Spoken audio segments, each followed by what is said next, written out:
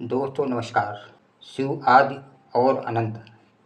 सनातन धर्म में त्रिदेवों में भगवान शिव को संहारकर्ता के रूप में जाना जाता है, परंतु उनका स्वरूप केवल संहार तक सीमित नहीं, वे आदि योगी, करुणा के सागर, भक्तों के रक्षक और वैराग्य के प्रतीक हैं। शिव ना तो भूत काल में समाये हैं, ना भविष्य में, सर्वदा सर्वत्र उनकी कथा शून्य से आरंभ होती है और अंत तक जाती है।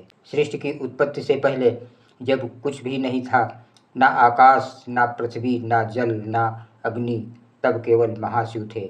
वह समाधि में लीन थे, निराकार निर्गुण। नाद धुन से जब कंपन हुआ, तब शिव ने अपने भीतर से शक्ति को उत्पन्न किया, जो उनकी अर्धांगिनी बनी। आदिशक्ति, इसी संयोग से ब्रह्मा, विष्णु और संपूर्ण ब्रह्मांड का प्रारंभ हुआ। भगवान शिव का वर्णन जितना सरल है, उतना ही गहन भी। जटाजूटधारी हैं, जिनसे गंगा निकलती है।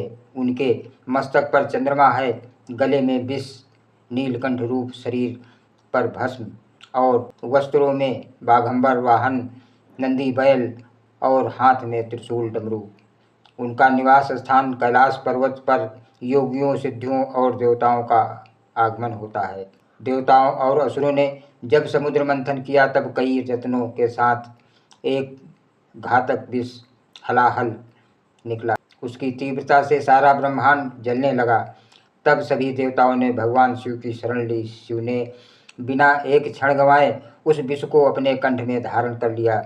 वो विष ना उन्होंने निगला, ना उगला। उनका कंठ नीला हो गया और वह नीलकंठ कहलाए। इस घटना ने उन्हें जगत के रक्षक के रूप में प्रतिष्ठित किया।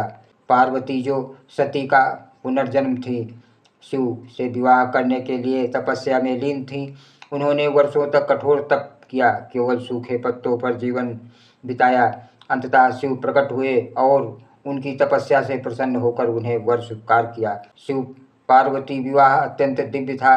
यह विवाह केवल दो आत्माओं का नहीं, पुरुष और प्रकृति के मिलन का प्रतीक है। इस विवाह के समय शिव की बारात विचित्र थी। भूत, प्रेत, नाग, योगी और गणों से भरी हुई। यह संदेश देता है कि शिव सभी को समान रूप से अपनाते हैं, चाहे वो जैसे भी हों। इससे पहले शिव की पत्नी सती थी, राजा दक्ष की कन्या। राजा दक्ष ने एक यज्ञ में सभी देवताओं को आमंत्रित किया, परंतु शिव को नहीं बुलाया। सती ने अपमान सहन न कर पाने पर उसी यज्ञ कुंड में स्वयं को समर्पित कर दिया। शिव को जब यह ज्ञात हुआ तो वह क्रोधित हो उठे। उन्होंने अपने जटा से वीरभद्र को उत्पन्न किया, जिसने यज्ञ को नष्ट कर दिया और दक्ष का गर्भ चूर कर दिया। यह कथा दर्शाती है कि सम्मान और प्रेम से असमानता हो तो परिणाम विनाशकारी हो सकते हैं। भगवान शिव को आदि योगी भी कहा जाता है। योग, ध्यान और तंत्र विद्या के मूल स्रोत वे ही हैं। उन्होंने सप्तऋषियों को योग का ज्ञान दिया, जो संसार भर में फैला है। शिव का ध्यान मग्न रूप, उनकी आँखों से बहती करुणा और स्थिरता सभी साधकों के लिए आदर्श योगी का प्रतीक है। शिव का यह रूप सिखाता है, बाह्य संसार से जुड़ाव कम करो और अपने भीतर के ब्रह्मांड को पहचानो। शिव भक्तों पर अनंत कृपा करते हैं, चाहे वह आदिवासी, भील हो, राक्षस हो या कोई पशु। यदि भक्ति सच्ची हो तो शिव तुरंत प्रसन्न होते हैं। कुछ प्रमुख कथाएं। एक गरीब भील बालक रोज जंगल से बेलपत्र लाकर शिवलिंग पर चढ़ाता था। एक दिन वो भूल गया कि वो किसे अर्पण कर रहा है। उसने अपने हृदय से कहा, हे देव, तुम कौन हो? तब शिव प्रकट हुए और बोले, भक्ति में नाम नहीं, भाव होता है। तू मेरे सबसे प्रिय भक्त में है। दूसरी कथा के अनुसार बाणासुर नामक राक्षस शिव का परम भक्त था। जब कृष्ण और बाणासुर में युद्ध हुआ, तब बाणासुर ने शिव से रक्षा की गुहार की। शिव ने अपने भक्त की रक्षा की, पर जब अन्याय की सीमा पार हुई तो वे खुद हट गए। तीसरी कथा के अनुसार मार्कंडेय अल्पायु का श्राप मिला था, परंतु उसने शिव की आराधना की। जब यमराज उसकी आत्मा लेने आए तो शिव ने यम को ही रोक दिया और कहा, जो मेरा भक्त है उसे मृत्यु भी नहीं छू सकती। नंदी केवल एक बैल नहीं, बल्कि शिव के परम भक्त और उनके वाहन हैं। वे शिव के गूढ़ ज्ञान के रक्षक भी हैं। हर शिव मंदिर में नंदी मूर्ति को शिवलिंग के सामने रखा जाता है। यह दर्शाता है कि भक्त को शिव तक पहुँचने के लिए स्थिरता और श्रद्धा की आवश्यकता होती है। शिवलिंग को लिंग रूप में पूजा जाता है। यह प्रतीकात्मक है कि लौकिक लिंग अर्थात चिन्ह ब्रह्मांड की निर्माण ऊर्जा और शून्य में अनंत का प्रतीक है। शिवलिंग के अर्ध गोलाकार भाग ब्रह्मांड की गर्भगृह को दर्शाते हैं।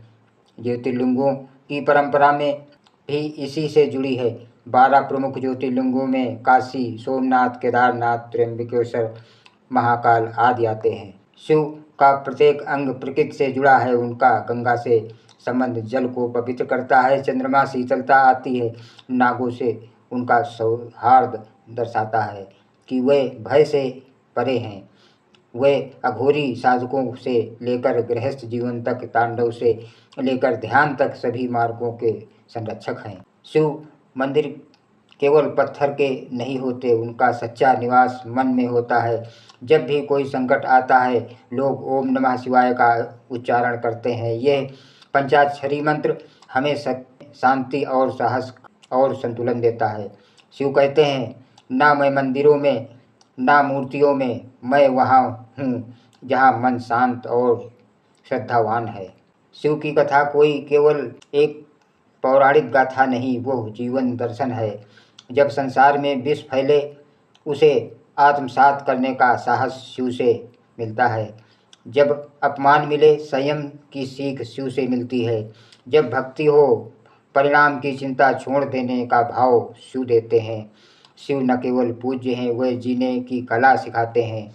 अंतिम संदेश, शिव वही है जो शून्य में भी पूर्ण है, जो विनाश में भी सृजन देख सकते हैं, जो योग में भी हैं और भोग में भी, जो तपस्वी भी हैं और गृहस्थ भी। शिव कोई बाहर नहीं, वह आपके भीतर की जागरूकता है। धन्यवाद दोस्तों। ओम नमः शिवाय।